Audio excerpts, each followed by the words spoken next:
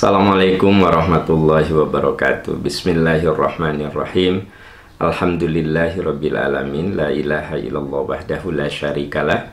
Lahul mulku wa lahul hamdu wa huwa ala kulli syai'in qadir. Asyhadu an la ilaha illallah wa asyhadu anna Muhammadan abduhu wa rasuluh. Allahumma shalli ala Muhammad wa ala ali Muhammad kama shallaita ala Ibrahim wa ala ali Ibrahim fil alamina innaka Hamidum Majid. Alhamdulillah, sahabat percikan iman, dengan izin Allah Subhanahu wa Ta'ala, pagi ini kita akan membahas sejumlah pertanyaan yang sudah saya terima. Kita awali dengan pertanyaan pertama. Assalamualaikum Ustadz. Waalaikumsalam warahmatullahi wabarakatuh. Semoga Ustadz dan keluarga selalu dalam lindungan Allah. Amin amin ya rabbal alamin. Izin bertanya. Alhamdulillah, setiap pagi selepas sholat subuh saya selalu berusaha menyisihkan rezeki untuk sodakoh. Yang ingin saya tanyakan, apakah boleh sodakoh subuh kita berikan ke orang tua sendiri? Menurut Ustadz, mana yang lebih penting? Apakah ke orang tua atau ke masjid? Atau ke anak yatim? Kebetulan di tempat saya tidak ada anak yatim. Justru anak saya sendiri yang yatim. Karena beberapa bulan ke belakang ayahnya meninggal karena virus COVID. Menurut Ustadz bagaimana? Mohon penjelasan. Ya, Ibu, ya, tidak ada sedekah yang paling bagus kalau dana kita terbatas kecuali kepada lingkaran terdekat dulu. Kalau dana Ibu berlimpah, ya, Ibu utamakan tetap keluarga. Orang tua kalau memang perlu dibantu, bantulah orang tua. Kalau anak Ibu sudah tidak ada ayahnya, utamakan gizinya, utamakan pendidikannya. Itu sedekah terbaik gitu. Jadi sedekah terbaik itu adalah yang kita berikan kepada keluarga terdekat. Bahkan ketika kita berbicara menyantuni anak yatim, sering saya ulang-ulang. Yatiman dza makrobah. Perhatikan, ada enggak dalam keluarga kita yang yatim? Maka itu yang diprioritaskan. Yatiman dza makrobah. Yatim yang ada kekerabatan. Ini artinya, kalau Ibu berbicara tentang sedekah, apakah boleh enggak untuk orang tua? Ya, kalau orang tua Ibu termasuk yang sangat membutuhkan, sebutlah sajalah kategori fakir, miskin, seperti yang dijelaskan di At-Taubah ayat 60, maka itu yang harus Ibu prioritaskan. Kalau Ibu punya anak dan bapaknya sudah wafat, ya, maka Ibu prioritaskan untuk menafkahi anak Ibu. Itu prinsip yang sangat sangat masuk akal, ya, sangat realistis yang ada dalam ajaran agama kita. Wallahu a'lam bissawab. Ya, kita beralih ke pertanyaan berikut. Assalamualaikum Ustadz. Waalaikumsalam. Semoga selalu dibahagiakan dan dimuliakan Allah. Amin amin ya rabbal alamin. Izin bertanya. Ustadz, saya dahulu punya usaha. Qadarullah terhenti karena pandemi dan meninggalkan banyak hutang atau amanah karena merugi. Saya mau bertanya, apa saya berhak meminta bantuan suami saya untuk melunasinya bekas usaha dulu? Karena saya sekarang sedang tidak berpenghasilan dan suami melarang melanjutkan usaha saya itu. Jazakallah khairan Ustadz. Ya, Ibu, ya, tentu saja Ibu sangat-sangat boleh minta tolong, minta bantuan, Ibu berdiskusi. Apalagi suami Ibu bilang, udah, kamu nggak usah usaha lagi. Nah, Ibu ceritakan bahwa Ibu punya kewajiban-kewajiban yang harus dipenuhi. Nah, bisa nggak dia membantu Ibu? Ya, tentu saja, sangat-sangat boleh Ibu minta bantuan sama suami. Ibu minta tolong sama suami. Mudah-mudahan suami Ibu terbuka hatinya, lapang hatinya untuk membantu istri yang sedang kesusahan. Karena kenyataannya, Bapak Ibu, ada juga suami yang tidak mau bantu kalau istrinya dagang menghadapi kesulitan. Apa katanya? Itu kan urusan kamu. Ya dagang-dagang kamu, jualan-jualan kamu. Nah, jadi ada juga suami yang nggak mau peduli. Tapi ketika Anda untung, ya suami happy, ikut menikmati, ya gitu. Jadi ada memang suami yang ikut, kalau Anda menderita, ya dia siap menderita.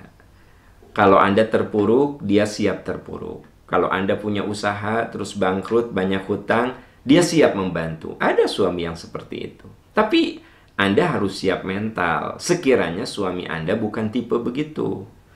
Kalau suami Anda tipe yang gini, itu urusan kamu, itu tanggung jawab kamu, itu usaha kamu. Kenapa kamu minta tolong sama saya untuk melunasi? Nah, Anda harus siap dengan jawaban seperti itu. Gitu. Ya harus siap. Nah, tapi kalau suami Anda sudah melarang Anda usaha, ya memang seorang istri harus ada izin dari suaminya. Kalau tidak ada izin, ya mau tidak mau Anda harus hentikan usaha itu. Ya silahkan sajalah bermusyawarah. Karena kalau kita punya azam, wasyawirhum fil fa'fu anhum wastaghfir lahum wasyawirhum fil amr.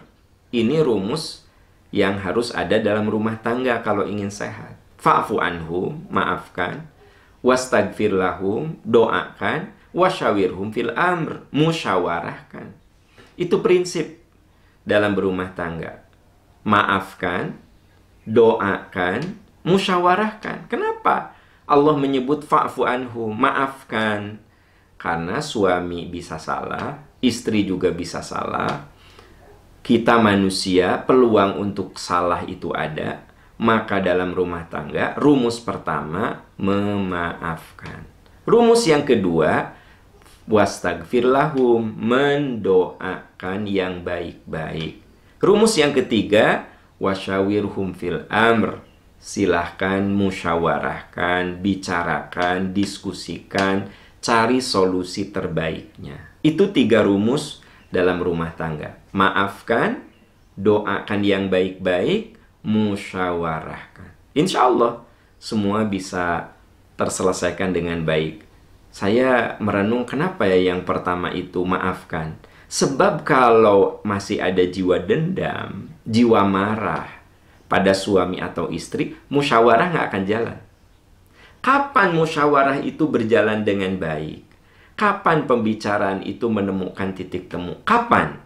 Ketika tidak ada jiwa dendam, tidak ada jiwa marah, ya.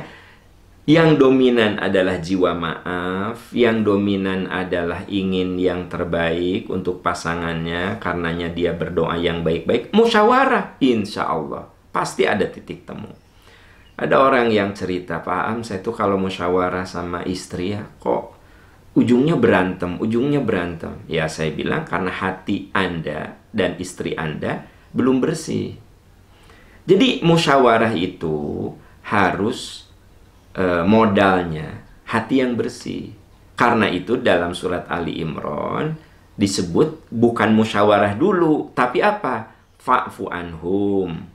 Ya, maafkan. Wastaghfir lahum, doakan yang bagus-bagus. Kemudian apa? Wasyawirhum fil amr, musyawarahlah. Nah, gitu. Jadi silahkan Anda diskusikan apa yang menjadi problem yang Anda anggap berat dalam bisnis yang Anda jalani. Wallahu a'lam bissawab. Ya, kita beralih ke pertanyaan berikutnya. Assalamualaikum Ustadz. Semoga waalaikumsalam warahmatullahi wabarakatuh. Semoga Ustadz dan keluarga juga seluruh yayasan pengurus jamaah percikan iman sehat walafiat. Amin, amin ya rabbal alamin. Ustadz, ada seorang mu'alaf muslimah hendak menikah. Karena ayahnya non-muslim, akhirnya walinya oleh adik laki-laki yang mu'alaf juga. Tapi pihak keluarga menolak kalau walinya oleh adiknya. Karena adiknya lahir dari orang tua yang non-muslim. Walaupun adik laki-lakinya sudah muslim, tetap tidak sah pernikahannya. Jadi walinya dari KUA. Bagaimana Ustadz? Ya, sebenarnya adiknya laki-laki yang sudah mu'alaf itu boleh jadi wali. Ya sekalipun dia itu lahir dari keluarga non-muslim. Ya kan ini adik kakak, bener nggak sih? Nah si adiknya udah masuk Islam. Si kakaknya masuk Islam juga. Nah, walinya oleh adiknya. Yang penting seagama. Bukan melihat masa lalunya. Dulu kan dia lahir dari keluarga non-muslim. Bukan begitu cara berpikirnya. Jadi, adiknya inilah yang bisa jadi wali. Coba konsultasikan ke KUA. Nah, saya yakin KUA, kalau adiknya ini muslim, ya, walaupun tadinya mu'alaf, itu KUA, pejabat KUA pasti akan memenuhi, akan mengabulkan bahwa yang jadi walinya itu adalah adik yang bersangkutan. Baru wali hakim kalau dalam keluarga itu tidak ada yang muslim, ya. Karena memang yang namanya wali itu harus seagama. Wali itu seagama. Nah, karena itu, jadi wali, saksi itu harus seagama. Harus sama-sama beragama Islam. Nah, kalau ada seorang perempuan mu'alaf, tak ada satupun dari lingkaran wali dia, dari keluarga ayah dia yang muslim, baru wali hakim. Nanti KUA, pejabat KUA akan mewakili gitu. Nah, tapi kalau adiknya itu muslim, walaupun mu'alaf ya, baru masuk Islam, sebenarnya bisa. Aturannya itu bisa. Saya yakin KUA akan mengabulkan hal itu. Karena tidak mungkinlah masih mempersoalkan. Dulu kan dia kafir, kan dulu, kan gitu. Sekarang kan sudah mu'alaf, sudah masuk Islam. Berarti dia sudah muslim. Persyaratan untuk jadi wali terpenuhi, yaitu berakal, baligh, ya, muslim, udah terpenuhi. Berakal, baligh, muslim, ya sudah terpenuhi sebagai wali. Wallahu a'lam bishawab. Ya, kita beralih ke pertanyaan berikutnya. Assalamualaikum Ustadz. Waalaikumsalam. Ustadz, mau tanya perihal zakat mal atau penghasilan itu apakah boleh memberikannya seperti sedekah biasa, kadang ke orang yang butuh, kadang ke masjid, kadang ke saudara, kadang ke yatim. Boleh nggak Ustaz? Ya kalau Anda itu niatkan sebagai zakat, boleh. Jadi begini, saya kasih contoh yang konkret ya. Misalnya, per bulan saya mengeluarkan zakat 1 juta misal. Ya, nah, saya simpan di pos tertentu. Ada saudara yang butuh bantuan, saya keluarkan dari pos zakat. Berarti kan nawaitunya memang berzakat. Jadi dari pos zakat. Ada tetangga yang sakit, butuh bantuan dan dia miskin, keluarkan dari pos zakat. Jadi sebenarnya sahabat-sahabat yang punya rezeki banyak, yang banyak ya, kalau yang sedikit mah susah. Anda punya nomor rekening khusus zakat. Gitu. Jadi misalnya penghasilan Anda per bulan berapa, nah masukkan pada rekening zakat. Anda punya bisnis apa, zakatnya itu masuk pada rekening. Nah, rekening zakat itulah yang Anda bisa gunakan untuk memenuhi 8 asnaf. Salah satu dari 8 asnaf seperti yang dijelaskan di dalam surat At-Taubah ayat 60. Fakir, miskin, ibnu sabil. Ibnu sabil itu untuk memberikan beasiswa, biaya orang yang melakukan perjalanan karena mencari ilmu, itu kan beasiswa ya. Untuk sabilillah, untuk kegiatan-kegiatan keagamaan. Kemudian al-mu'allafatu qulubuhum, orang yang untuk biaya pembinaan para mu'allaf. Dibina iman dan takwanya, wal amilina 'alaiha, untuk pengelolaan ya, pengelolaan zakat. Karena kan kalau kita mengelola zakat tentu saja di situ ada apa namanya? Ada biaya-biaya yang harus dikeluarkan, misalnya harus sewa gedung, harus bayar listrik, telepon. Nah, operasional pengelolaan zakat itu bisa diambil 1/8-nya. Itu namanya al-amilina 'alaiha, pengelolaan. Dan mungkin saja dalam lembaga zakat itu Ada orang yang totally hidupnya itu untuk mengelola zakat. Maka dia bisa digaji dari bagian al-amilina 'alaiha, ya. Makanya Anda lihat lembaga-lembaga zakat kan ada yang punya gedung, ya. Di situ ada karyawan. Coba uangnya dari mana? Lembaga zakat itu uangnya untuk sewa gedung, bahkan beli gedung, untuk bayar karyawan, ya, untuk beli mobil operasional. Menurut Anda duitnya dari mana? Yaitu dari pengelolaan. 1/8-nya. Jadi kalau misalnya ada dana yang terkumpul itu 1 miliar, maka 1/8-nya untuk pengelolaan. Nah, Anda, teman-teman sekalian, bisa saja kalau duit Anda banyak, harta Anda banyak, bisnis Anda banyak, Anda punya pos zakat. Nanti kalau misalnya ada yang harus dibantu, apakah ada masjid yang rusak, ya Anda benerin dari pos zakat itu. Nah, itu sabilillah namanya. Ada orang yang harus dapat beasiswa, Anda keluarkan dari situ. Itu Ibnu Sabil namanya, ya kan gitu. Ada yang tidak punya uang untuk kontrak rumah. Nah, itu namanya fakir miskin. Ya kan? Gitu. Ada orang yang di PHK, dia punya anak banyak. Kemudian tidak ada sumber kehidupan lain. Anda keluarkan dari pos zakat. Itu namanya fakir miskin. Gitu. Jadi, sebenarnya kita bukan melihat dia itu saudara atau dia itu yatim, tapi kita melihat dari sisi fakir, miskin, ibnu sabil, sabilillah, begitu, mu'alaf, amilin, nah gitu, al-ghorimin, orang yang terlilit hutang. Nah, kita juga bisa bebaskan. Nah, misalnya ada orang yang terlilit rentenir, ya gitu, dia benar-benar akhirnya hidupnya susah. Tapi dia pinjam ke rentenir tuh bukan untuk foya-foya, memang untuk bertahan hidup gitu. Maka kita bisa nolong orang itu, membayarkan ke tukang rentenirnya, dan kemudian kita membina orang itu agar bisa mandiri. Nah, saudara-saudara sekalian, yang saya ceritakan ini, ya, ini dilakukan oleh percikan iman.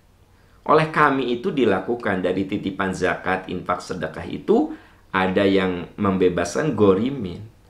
Entah berapa ratus orang yang terlilit hutang oleh rentenir, ya. Lalu kita bebaskan dan kemudian kita kasih solusi ke orang itu. Sebab kalau tidak dibebaskan, dia akan terjebak terus. Kebayang nggak dia pinjam 1 juta untuk kontrak rumah ke rentenir? Berapa itu per minggu dia harus bayar? Kalau tidak kita bantu, ya kita bantuin. Nah, tapi setelah itu gimana caranya dia tidak terjebak lagi? Nah, gitu.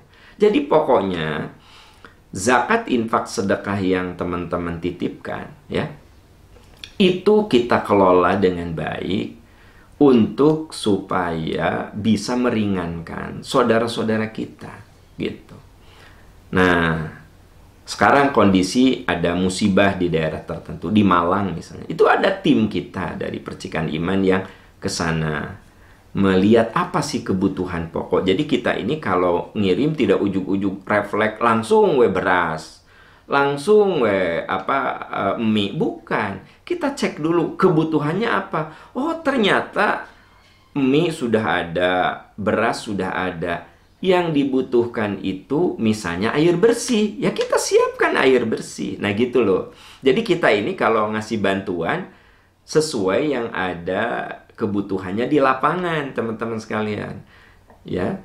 Jadi tidak istilahnya tidak ngasal gitu, ya. Kan ada yang kalau bantuan udah mie, udah nasi, ya kalau beras dikirim, mie dikirim. Tapi kalau gasnya nggak ada gimana? Kalau pemanasnya nggak ada gimana? Nah, jadi seperti ada saudara-saudara kita yang terkena imbas dari musibah banjir di Malang itu, ya kita kesana langsung. Kita lihat, oh yang kita butuhkan justru ambulan. Ya kita kirim ambulan. Oh yang kita butuhkan ternyata air bersih. Ya kita siapkan. Bagaimana supaya air bersih itu tersedia gitu loh. Nah, itu program yang kita lakukan di Amanah Wakaf Percikan Iman. Jadi yang namanya Amanah Wakaf, kita bukan hanya mengelola wakaf, tapi juga kita mengelola beasiswa, kita mengelola anak-anak yatim, fakir miskin. Nah, itu masuk dalam kegiatan zakat, infak, sedekah, percikan iman, dan amanah wakaf percikan iman. Nah, ini sekalian saya jelaskan filosofi ayat. Ayatnya itu sudah kita terapkan dalam kegiatan gitu teman-teman sekalian. Jadi At-Taubah ayat 60 itu bukan sekedar kita omongin begini, tapi sudah kita terapkan dalam kebijakan yang nyata, yang konkret dari titipan sahabat-sahabat sekalian, ya. Dari titipan Bapak Ibu melalui Yayasan Percikan Iman. Makanya saya bisa fasih cerita seperti ini karena bukan sekedar teoritis, zakat, infak, sedekah, tapi udah real, udah nyata. Apalagi konsep kita ini adalah membangun kampung peradaban. Ya, sudah ada 30 kota, 30 titik yang akan kita bina perkampungan itu. Dan catat, sampai sekarang tidak ada satu peser pun dana itu dari pemerintah. Saya lebih berorientasi bagaimana umat untuk umat gitu ya. Umat untuk umat. Umat Islam itu umat yang mayoritas di negeri ini. Masa kita tidak bisa berkontribusi gitu ya? Masa kita tidak bisa berkontribusi? Jadi saudara-saudara sekalian, ketika saya mengajak teman-teman zakat, infak, sedekah, wakaf, itu sebagai bukti nyata cinta kita kepada saudara-saudara kita. Walaupun kecil, ya, 10.000, 20.000, tapi kan itu akan bermanfaat, dinikmati oleh saudara-saudara kita. Apalagi teman-teman yang oleh Allah dibukakan pintu rezeki, malu sama Allah, malu sama Allah. Kalau kita termasuk orang yang pelit, termasuk orang yang terlalu sayang sama harta kita, kalau Allah ngasih rezeki yang luas sama kita, wa ahsin kama ahsanallahu ilaik, berbuat baiklah kepada orang sebagaimana Allah telah berbuat baik pada dirimu. Jadi kita tuh harus punya rasa malu gini, aduh ya Allah, di tengah Covid ini alhamdulillah saya masih bisa dapat rezeki yang normal. Saya tidak berkurang rezeki saya. Bahkan ada beberapa teman-teman kita di kondisi Covid ini penghasilannya itu bertambah. Nah, itu harus lebih berterima kasih lagi, ya. Lebih berterima kasih lagi. Kemarin ada catatan ya yang menunjukkan di masa Covid ini ada kepala daerah yang berkurang hartanya. Berkurang hartanya, duitnya berkurang gitu. Seperti Gubernur Anies Baswedan, Gubernur Jakarta, itu kan duitnya turun. Hartanya tuh turun di tengah pandemi. Tapi hampir 80% pejabat di Indonesia itu naik ya hartanya di masa pandemi. Nah, berarti rasa terima kasih kepada Allahnya itu harus lebih-lebih lagi. Nah, jadi teman-teman sekalian, di masa pandemi ini kalau Anda termasuk orang yang diberi rezeki luas, harus lebih berterima. Malu sama Allah kalau kita biasa-biasa aja dalam bersedekah. Nah, bagi teman-teman yang oleh Allah diuji dengan kekurangan, bersabarlah. Am hasibtum an tadkhulul jannata walamma ya'lamillahu alladhina jahadu minkum wa ya'lamas sabirin. Apakah kamu mengira bakal masuk surga padahal belum tampak siapa di antaramu orang-orang yang berjihad di jalannya dan orang-orang yang sabar. Orang-orang yang sabar. Jadi bagi teman-teman yang oleh Allah dititipi rezeki yang luas, Anda berjihad dengan harta Anda. Bagi Anda yang oleh Allah dikurangi rezeki dalam kondisi seperti ini, bersabarlah. Jadi dua-duanya saling menguatkan. Wallahu a'lam bishawab. Ya. Kita beralih ke pertanyaan berikutnya. Assalamualaikum Ustadz. Waalaikumsalam warahmatullahi. Semoga Ustadz selalu dalam lindungan dan keberkahan. Izin bertanya, kalau tidak salah dengar Rasul setelah sholat isya atau mau tidur, beliau suka witir 1 rakaat. Atau kalau tidak, witir 3 rakaat. Lalu tahajud. lalu witir lagi. Mohon penjelasan. Ya, kelihatannya Anda salah informasi. Tidak begitu. Jadi Nabi pernah mendengar sahabat Abu Bakar yang sebelum tidur witir dulu. Kata Nabi, sungguh kamu orang yang hati-hati. Berarti kalau Anda sebelum tidur witir dulu, boleh. Berarti kalau sudah witir nanti pas tahajud tidak perlu witir lagi. Karena la witroni fil lail. Tidak ada 2 kali witir dalam satu malam. Anda mau tidur, witir dulu 3 rakaat. Boleh, boleh. Ya, boleh. Nanti Anda bangun jam 3 atau setengah 4, Anda sholatnya tinggal 8 rakaat lagi. 4 salam, 4 salam. Atau boleh juga 2 salam, 2 salam, 2 salam, 2 salam. Boleh, ya kan? Gitu. Nah, kalau sudah witir, ya Anda jangan witir lagi gitu, teman-teman sekalian. Anda jangan witir lagi. Ya. Nah, bagaimana kalau tidak witir dulu? Nah, ini yang dilakukan oleh Umar bin Khattab. Kalau Umar mah nggak pernah witir dulu, mau tidur tuh. Dia tidur aja, nanti bangun. Kata Nabi, sungguh kamu orang yang percaya diri. Jadi, sebenarnya info yang betul bukan berarti Nabi witir 2 kali. Wong Nabi mengatakan la witroni fil lail. Tidak ada witir 2 kali dalam satu malam. Intinya begini, Anda boleh witir sebelum tidur, nanti kalau bangun tidur tinggal genap, ya. Genap. Nah, karena witir itu ganjil artinya. Nanti Anda tinggal genap. Sisanya saja. Nah, 2, 8 kan berarti. 2 rakaat salam. Atau 4 salam, 4 salam. Tapi kalau sekiranya Anda mau tidur tidak witir, ya nggak apa-apa. Anda langsung tidur saja. Nanti Anda bangun, ya jam 3, setengah 4 misalnya, sholatlah 11 rakaat.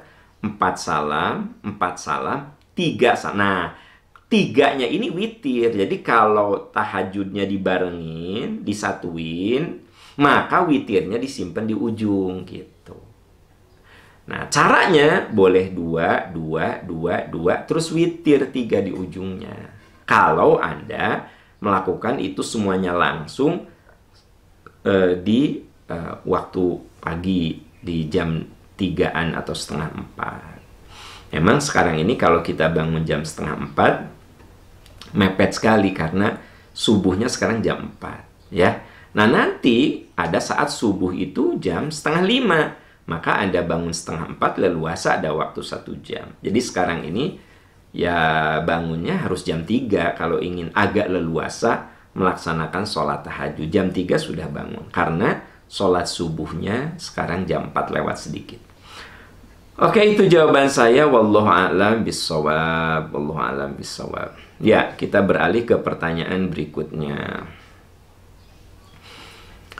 Ustadz, semoga selalu sehat. Assalamualaikum warahmatullahi wabarakatuh. Waalaikumsalam warahmatullahi wabarakatuh. Bagaimana sebaiknya kita menyikapi penyuka sesama jenis? Tentu saya tidak menyetujuinya, karena itu dilarang dalam Islam. Tapi saya tidak membenci mereka. Malah saya tidak suka kepada orang yang membuli mereka. Apakah saya salah, Ustaz? Anda benar. Kita ini nggak boleh membenci orang tuh nggak boleh. Kita harus prihatin dengan kelakuannya. Jadi kalau ada saudara kita yang suka sesama jenis, ya tentu kita tidak setuju dengan perilakunya. Ya, itu namanya amar ma'ruf nahi munkar. Kita ingatkan. Kalau bisa dengan lisan kita, kalau nggak bisa dengan hati kita, doakan agar dia bisa berada di jalan benar, gitu. Saya mah nggak suka sama orang yang membuli itu. Iya, memang tidak boleh dalam Islam itu menghinakan orang, sekalipun orang itu salah. Ya, coba Anda lihat dalam surat An-Nahl ayat 125. Ud'u ila sabili rabbika bil hikmati wal mau'izatil hasanati wajadilhum billati hiya ahsan. Ajaklah ke jalan Tuhanmu dengan ilmu, dengan kata-kata yang bagus. Kalaupun kamu harus berdebat, lakukan perdebatan itu dengan menjaga etika perdebatan. Coba ada nggak kalimat membuli? Itu tidak ada. Jadi kalau Anda nggak suka sama orang yang membuli, ya emang membuli itu tidak sesuai dengan ruh dan nafas agama, gitu. Ada orang yang mabuk-mabukan, dasar pemabuk, ahli neraka, Allah marah sama kamu. Nah itu nggak boleh kita menghina dina pemabuk. Kita menistakan orang sesama penyuka sesama jenis. Kita menistakan penjudi. Bukan dinistakan, tetapi diinsafkan, disadarkan, diingatkan. Ya.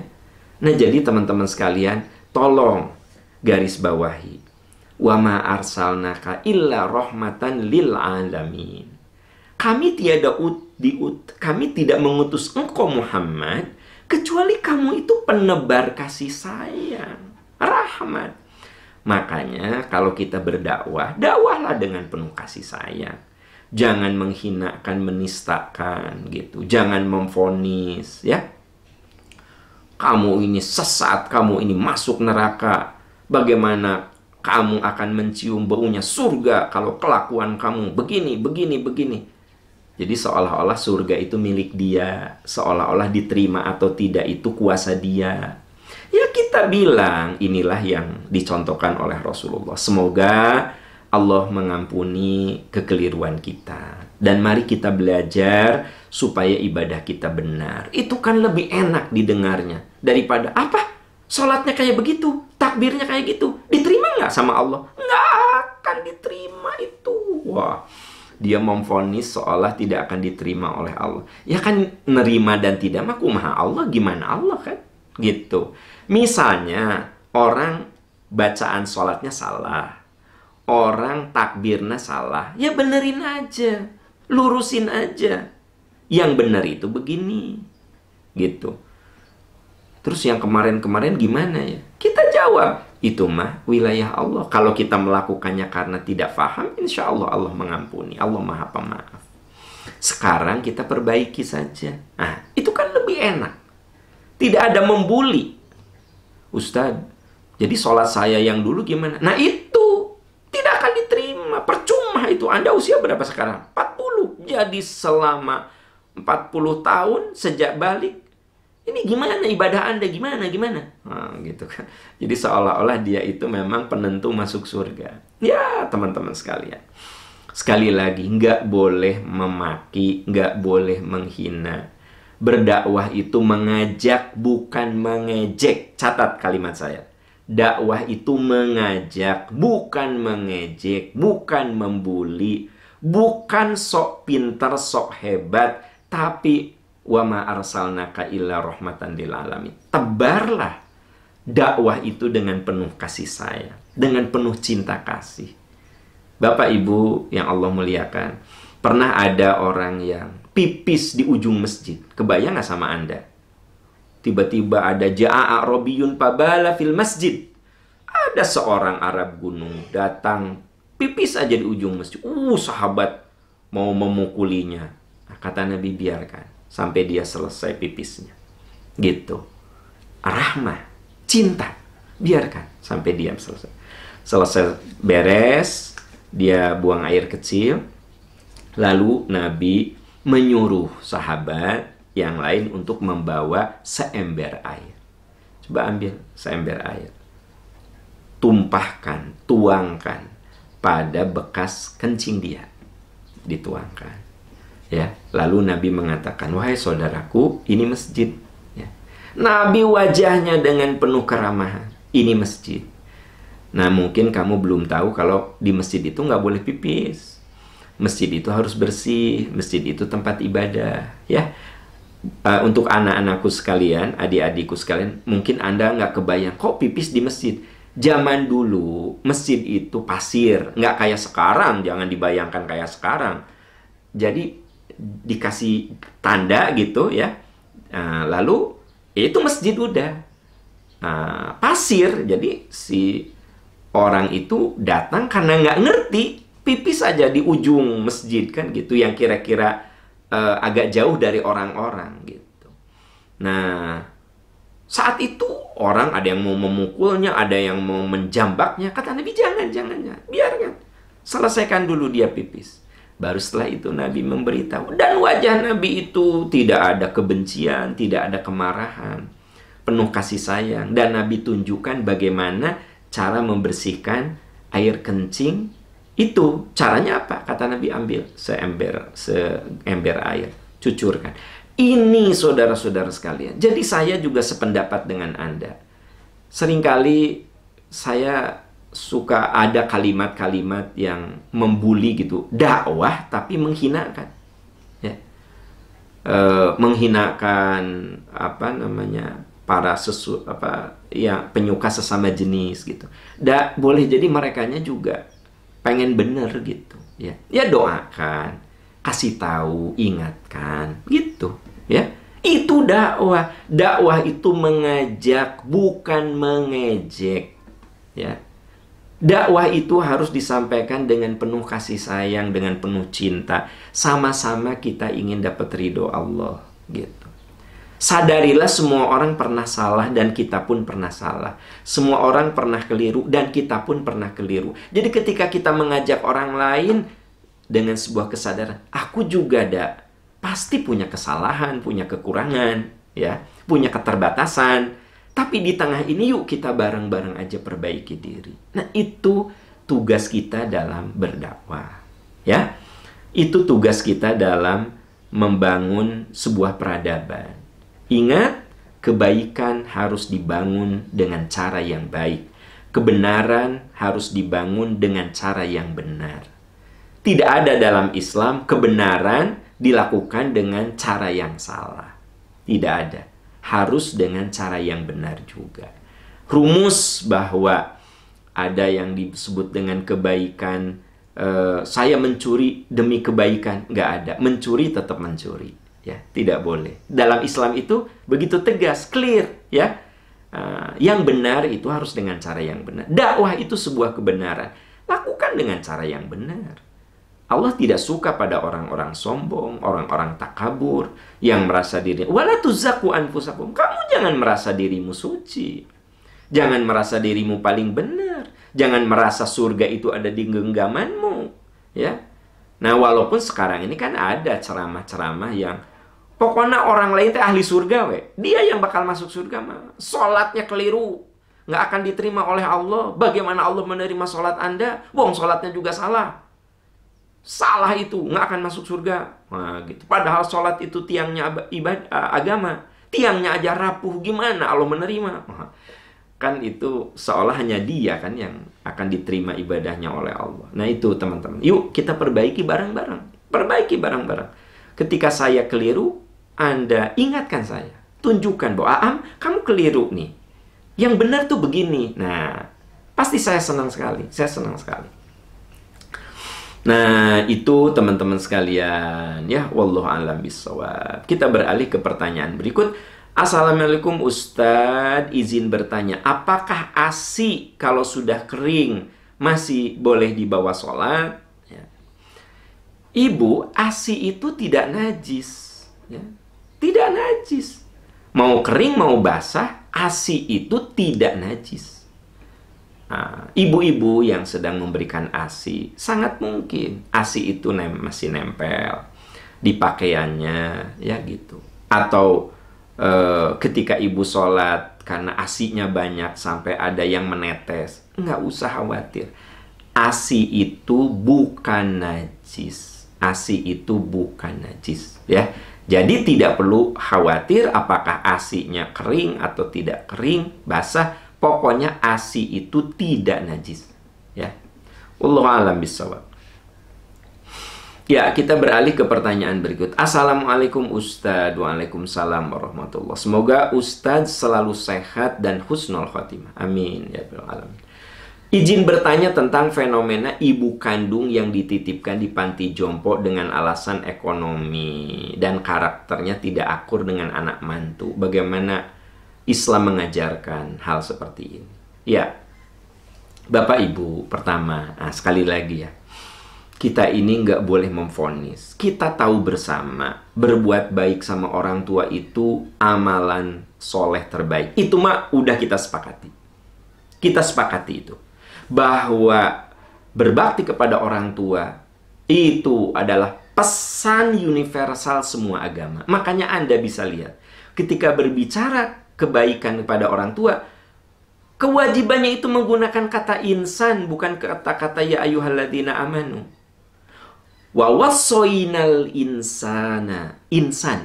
Wa wassoinal insana, kami wajibkan kepada seluruh manusia, kepada manusia, agama apapun kamu. Nah gitu seolah-olah.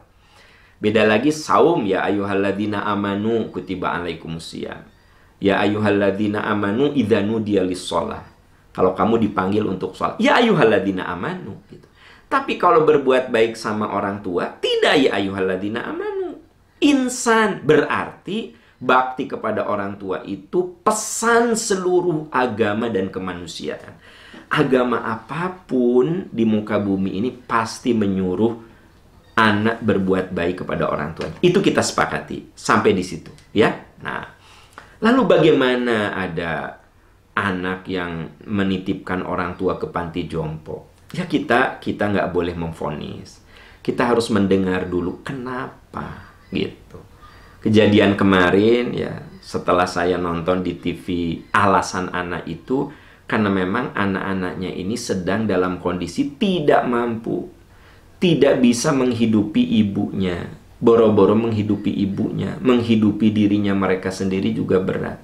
Mereka bersepakat sayang sama ibunya, daripada ibunya kelaparan dititipkan ke panti jompo gitu, ya nggak? Ya jadi makanya kita ini jangan suka memvonis teman, wah langsung membuli, dasar anak durhaka. Dengar dulu mengapa. Coba kalau Anda di posisi orang itu, ya, di posisi orang itu, misalnya gini, Anda tidak bisa menghidupi diri Anda tidak bisa menghidupi anak istri Anda lihat ibu Anda kelaparan. Apa yang Anda lakukan? Ternyata untuk ibu yang udah sepuh itu ada panti yang menerima. Akhirnya Anda dengan berat hati menempatkan dia di panti jompo supaya bisa hidup lebih sejahtera, bisa makan paling tidak. Biar Anda mah kelaparan, nu penting ibu saya bisa makan. Saya titipkan panti jompo. Saya ingin tanya, kalau Anda di posisi itu, kira-kira itu jalan apa? Mungkin jalan terbaik. Jadi inilah teman-teman, kita itu jangan suka gampang memvonis. Ada berita langsung dasar anak durhaka. Dengar dulu mengapa. Ya, ternyata setelah anaknya diwawancarai, saya nonton itu, ya kami juga kalau sudah ada rezeki pasti kami mengambil ibu kami. Dan ternyata ibunya juga mengatakan, saya merasa senang di sini. Jadi dia tidak menderita. Yuk teman-teman, sahabat-sahabat, biasakan kita ini jangan suka memvonis, menjudge. Nah makanya nanti hari Sabtu nih, ya kita ada materi don't judge. Jangan memvonis. Jangan kita ini langsung mengatakan anak durhaka. Jangan dulu begitu dong. Mungkin ada latar belakang apa. Kita ini kan tidak tahu apa yang sesungguhnya terjadi. Jangan memvonis, jangan membuli, gitu. Apalagi kita cuma tahu sebuah berita secari kertas langsung Anda berkesimpulan. Dalam dunia keilmuan juga nggak boleh itu teh, ya. Anda teman-teman yang ilmuwan, Anda kan tahu sendiri kan. Kita tidak boleh mengambil sebuah keputusan sebelum kita melihat dari multi perspektif. Dalam dunia keilmuan begitu. Dilihat kerangka fikirnya, kerangka teorinya, metodologinya, ya. Kemudian bagaimana sistematikanya. Baru kita menyimpulkan. Itu dunia keilmuan. Apalagi saudara-saudara, dunia yang sifatnya menyangkut harga diri dan martabat orang lain. Dengar ya, kita sepakati dulu berbuat baik sama orang tua itu perbuatan mulia. Itu sudah kita sepakat, ya. Tapi kalau ada kasus, kita jangan langsung memvonis. Bisi dia teh punya alasan-alasan yang boleh jadi boleh jadi itulah yang terbaik yang dia lakukan untuk ibunya gitu.